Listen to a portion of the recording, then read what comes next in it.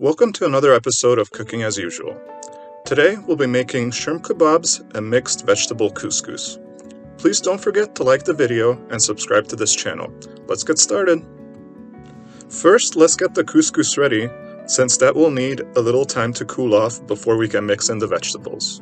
We'll start by boiling the water in a medium pan, adding the spices and mixing thoroughly. Next, add the olive oil.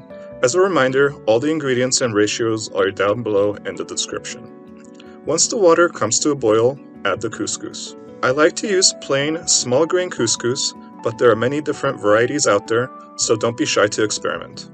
Once you give it a quick stir, put a lid on the pan and remove it from the heat and let it stand for at least 15 minutes. Next, we're going to assemble the shrimp kebabs.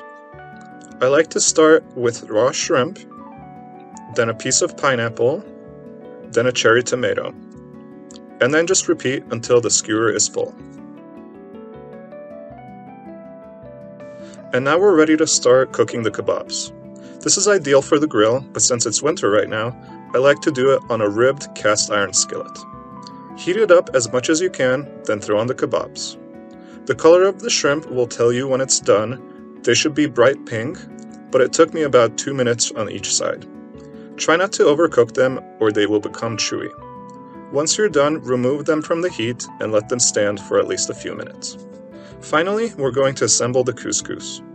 In a large bowl, mix together the couscous, bell pepper, cucumber, red onion, and parsley. Gently combine with a spatula until evenly mixed.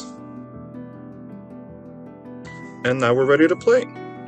Place 2 kebabs on the plate and a healthy portion of the couscous mix, then garnish with a slice of lemon. And there you have it, shrimp kebabs with mixed vegetable couscous. Thank you for watching, and as always, thanks, that was delicious.